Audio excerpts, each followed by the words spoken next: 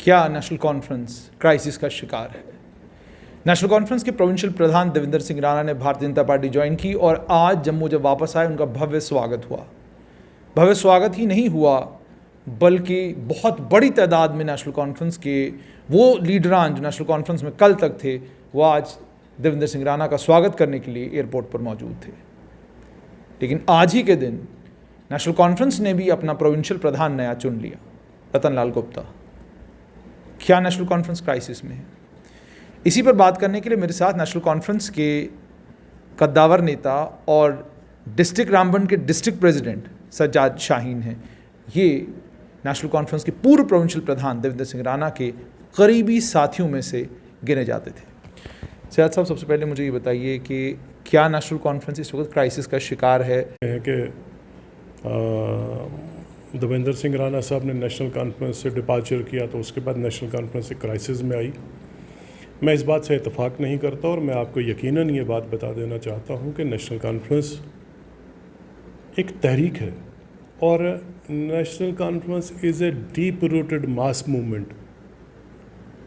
लोग आ सकते हैं, लोग जा सकते हैं, लेकिन आप एक सोच को, एक आइडियोलॉजी को, एक मूवमेंट को आप ये समझें कि उससे कोई दचका लगेगा, कतई नहीं लगेगा। नेशनल कॉन्फ्रेंस जिस तरह से माजी में स्ट्रॉन्ग थी और आप यकीन जानिए नेशनल कॉन्फ्रेंस के काडर में, नेशनल कॉन्फ्रेंस के लोगों के हौसलों में बिल्कुल और ज़्यादा मजबूती आ गई है, और ज़्यादा विगर, और ज़्यादा जोश, और ज़्यादा जज्बा आ गया है। क्योंकि नेशनल कॉन्फ्रेंस की जो बुनियाद जो नेशनल कॉन्फ्रेंस के वजूद में आने की थी वो एक जुल्म और सितम के ख़िलाफ़ उस वक्त खड़ी हुई और उसके बाद नेशनल कॉन्फ्रेंस ने बड़े उतार चढ़ाव देखे, बड़ी तकलीफ़ें देखी, बड़ी परेशानियां देखी और इस तरह के सिलसिले, this is part of the game.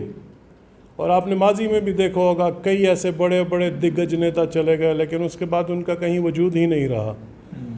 और मैं अगर आपको गिनना शुरू करा दूं तो इनमें बहुत लंबी एक फहरिस्त है। किसी के आने जाने से एक मूवमेंट में कोई फ़र्क नहीं पड़ता, नेशनल कॉन्फ्रेंस में कोई फ़र्क नहीं पड़ेगा। नेशनल कॉन्फ्रेंस का काडर गरीबों का काडर है और यकीन जानिए बड़ा डेडिकेटेड काडर है। हमें फ़ख्र है इस बात पे कि नेशनल कॉन्फ्रेंस का काडर जो है, नेशनल कॉन्फ्रेंस का जो निचली सतह का जो वर्कर है, जो आपका पंचायत लेवल में है, वो हल्का लेवल पे है, विलेज लेवल पे है, वो बहुत ज़्यादा हिम्मत रखने वाला है, बहुत ज़्यादा हौसला रखने वाला है। और आप देखेंगे जब जब भी इस तरह की कभी नेशनल कॉन्फ्रेंस के ख़िलाफ़ साजिशें हुई, जब जब भी कभी नेशनल कॉन्फ्रेंस ने इस तरह के एक बेट्रेयल्स देखे, हमेशा नेशनल कॉन्फ्रेंस एक और ज़्यादा ताकत से उभर के आई। आप 5 अगस्त, आप 9 अगस्त 1953 के एपिसोड को अगर दोहराएंगे, आप देखिए एक फर्जी एक कॉन्स्पिरेसी के तहत शेख साहब को जेल में डाला गया। क्या नेशनल कॉन्फ्रेंस ख़त्म हुई?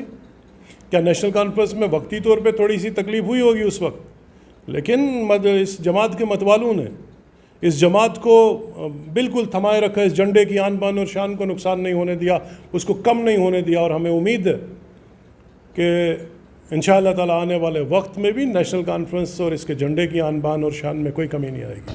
जिससे आपने कहा नेशनल कॉन्फ्रेंस की आन बान शान में कोई कमी नहीं आएगी, लेकिन देवेंद्र सिंह राणा आपके ज़ाती दोस्त, धचका लगा आपको? देखें,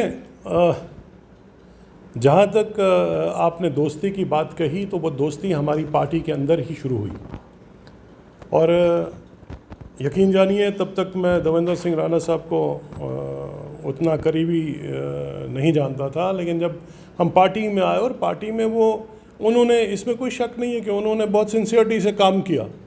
तो जब आप एक आपकी एक टीम है जो सिंसियरिटी से काम करती है तो आपस में एक कॉपरेशन और कोऑर्डिनेशन का एक बॉन्ड बनता है।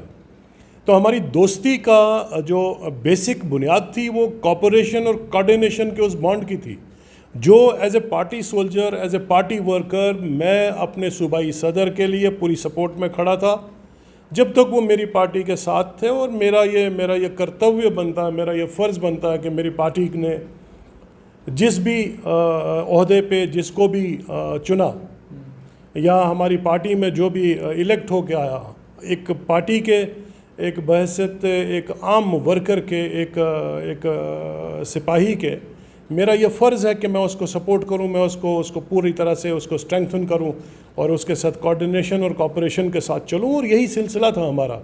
जब तक वो हमारी जमात के साथ थे हम लोग बिल्कुल मजबूती के साथ उनके पीछे खड़े थे, लेकिन जब वो चले गए तो हम party is supreme to us. Party supreme to, लेकिन ज़ाती रिश्ते तो जाहिर सी बात है वो तो ख़त्म नहीं हो जाते, क्योंकि मैंने उस बॉन्डेज को, आपकी और उनकी बॉन्डेज को देखा है। तो इसीलिए मैं ये समझना चाहता हूँ आपसे कि उमर अब्दुल्ला ने कहा कि 22 साल मैंने एक रिश्ते को जो है निभाया, 22 साल मैंने एक रिश्ते को बचाया, मैंने एक रिश्ते को परवान चढ़ाया। तो 22 साल के बाद जो है मुझे ये लगा कि मेरी पार्टी जो वर्कर थे वो बिल्कुल सही थे, मैं गलत था। इसी लिए मैं आपसे ये सवाल पूछ रहा हूँ। देखिए, दुख हमें इस बात का है कि एक सेकुलर क्रेडेंशियल्स वाला एक शख्स जो आज तक सेकुलरिज्म की बात करता था, जो आज तक इस नेशनल कॉन्फ्रेंस में इंक्लूसिवनेस की बात करता था, एक इसमें हर रीजन के साथ उसका एक इक्वल एक ट्रीटमेंट था, वो एक ऐसी जमात में जाना जिसकी बुनियाद जो है वो जो हेट को प्रमोट करना है और कम्युनल पॉलिटिक्स करना है, वो हमारे लिए बड़ा हैरानकुन और दुखजनक बात है। बाकी आना जाना तो ये सिलसिला है, this is part of the game, doesn't matter. लेकिन आपको क्यों ऐसा लग रहा है कि वो अगर भारतीय जनता पार्टी में गए हैं तो वहाँ वो देवेंद्र सिंह राणा नहीं रहेंगे, वहाँ वो बदल जाएंगे? क्या आपको लगता है कि पार्टी की आइडियोलॉजी इतनी एनफोर्सिंग होगी कि वो राणा साहब के अंदर इतने सारे बदलाव जो है थोड़े ही वक्त में ले आएगी, या आपको लगता है कि वो पार्टी के अंदर जाकर पार्टी को ही बदल देंगे? नहीं, जहाँ तक देखिए, मैं तो ये नहीं समझता कि वो वहाँ जाके क्या बदलेंगे, वो वक्त बताएगा। लेकिन मैंने अब राणा साहब के कंपल्शंस रहे होंगे या उनका एक चेंज ऑफ हार्ट था या चेंज ऑफ माइंड था। अगर मेरे लिए कोई चिंता का विषय है वो ये है कि एक शख्स जो आज तक सेकुलरिज्म की बात करता था और सेकुलर उन दावों को, परवान इथॉज को, आपस का कम्युनल जो हमारा हारमोनी है उसको प्रमोट करता था, उसका चेंज ऑफ हार्ट जेन्युइनली हुआ है। और अगर जेन्युइनली हुआ है then it is really a matter of concern. अगर कोई कंपल्शन है तो मुझे नहीं पता, वक्त बताएगा कि क्या था।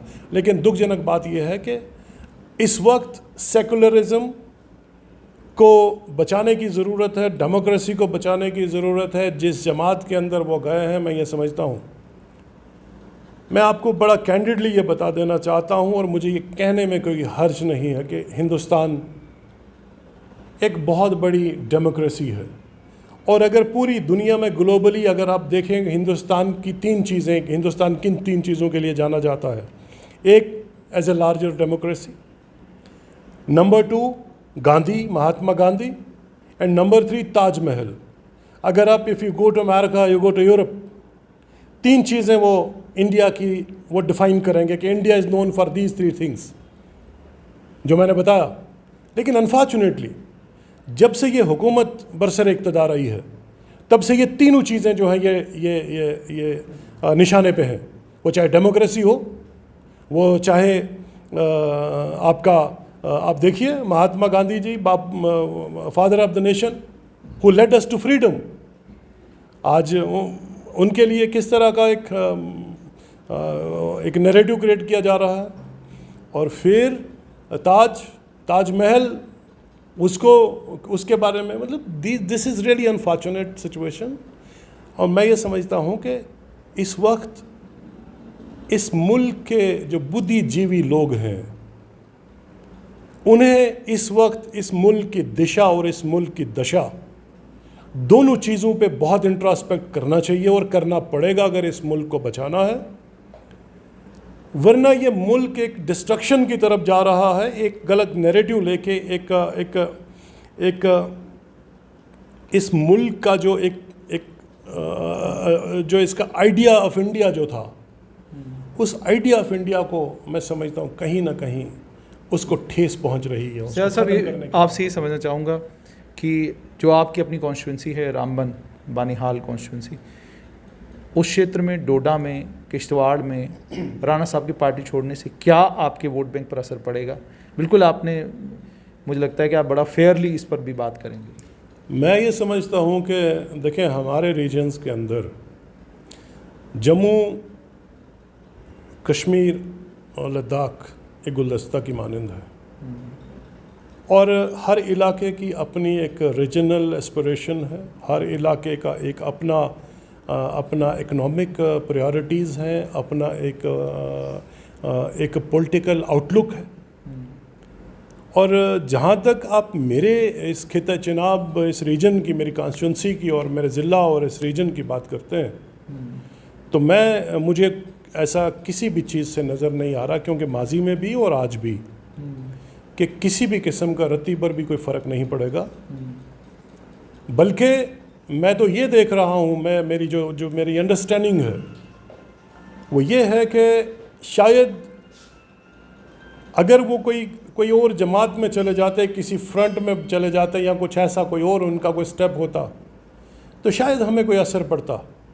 लेकिन honestly speaking, to be fair enough, उनके बीजेपी में जाने से हम लोगों को हमारी कॉन्स्टिट्यूंसीज़ के अंदर फ़ायदा होगा, नुकसान नहीं होगा। बहुत बहुत शुक्रिया।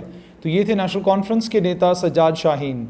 आपने सुन लिया, इन्होंने ये कहा कि नेशनल कॉन्फ्रेंस के पूर्व प्रोविंशियल प्रधान देवेंद्र सिंह राणा के बीजेपी ज्वाइन करने से इनकी कॉन्स्टिट्यूंसी में इन्हें कोई बड़ा फ़र्क नहीं पड़ता। और दूसरी बात उन्होंने ये भी कही कि अफसोस ने इस बात का है कि वो जिस जमात में थे और जिस जमात में गए हैं, बस अफसोस सिर्फ इसी चीज़ का है कि उन्होंने उस जमात में जाना कबूल किया है जिस जमात के बारे में सज्जाद शाहीन का ये मानना है कि ये जमात देश के लिए ठीक नहीं है।